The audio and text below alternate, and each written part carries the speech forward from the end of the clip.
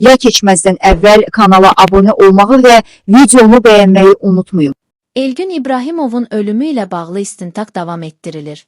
Sfera AS xəbər verir ki, bu barədə Baş Prokurorluq, Daxili İşlər Nazirliyi və Dövlət Təhlükəsizliyi Xidməti birgə məlumat yayıb. Bildirilib ki, mayın 13-də 2007-ci il təvəllüdlü Elgün İbrahimovun Gəncə şəhərində müalicə aldığı xəstəxanada ölməsi faktı ilə bağlı Gəncə şəhər prokurorluğunda istintaq edilən cinayət işi üzrə intensiv istintaq və əməliyyat axtarış tədbirləri həyata keçirilir. Cinayət işi üzrə bütün fərziyyələr, o cümlədən mərhumun intihar etməsi, ehtiyatsızlıqdan yıxılması və ya ona ağır bədən xəsarəti yetirilməsi nəticəsində ölümün baş verməsi kimi hallar yoxlanılıb.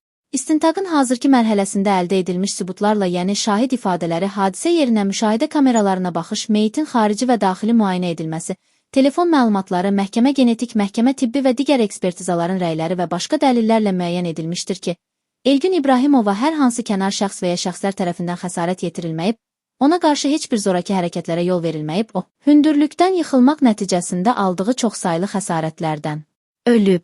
Həmçinin müəyyən edilib ki, Elgün İbrahimov may ayının 12-də saat 16 radələrində hazırlıq kursundan çıxdıqdan sonra mobil telefonunu sataraq ayrı-ayrı şəxslərə olan pul borcunu qaytarıb. Bundan sonra İbrahimov Gəncə şəhərində yerləşən Naxış çay evində tanışları ilə görüşüb birlikdə spirtli içki qəbul edib. Saat 19:40-da həmin yeri onlarla birgə tərk edib Abbas Səhhət adına bir saylı şəhər xəstəxanasının qarşısına qədər gələrək orada tanışlarından ayrılıb, həmin vaxt İbrahimovun üzərində hər hansı xəsarət izləri müşahidə edilməyib.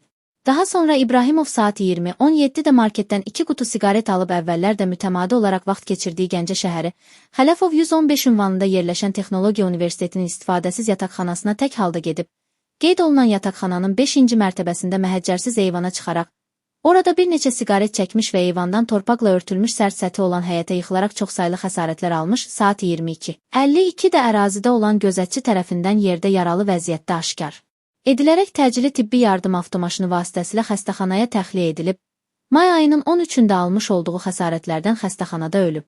Bir daha xatırladılır ki, istintaq aparılan dövrdə cinayət işləri üzrə məlumatların yayılması yalnız rəsmi dövlət qurumlarının təsdiqlədiyi informasiyalar əsasında həyata keçirilməli, xüsusilə cəmiyyətin həssaslıqla yanaşdığı məsələlərdə məsuliyyətli və qanuna uyğun davranılmalıdır. Mediadan, sosial şəbəkə istifadəçilərindən və ictimai fəallardan bu məsələdə yüksək həssaslıq göstərmələri, istintaqın gedişinə mane ola biləcək və cəmiyyətdə çaşqınlıq yarada biləcək informasiyaları yaymamaları xahiş olunur.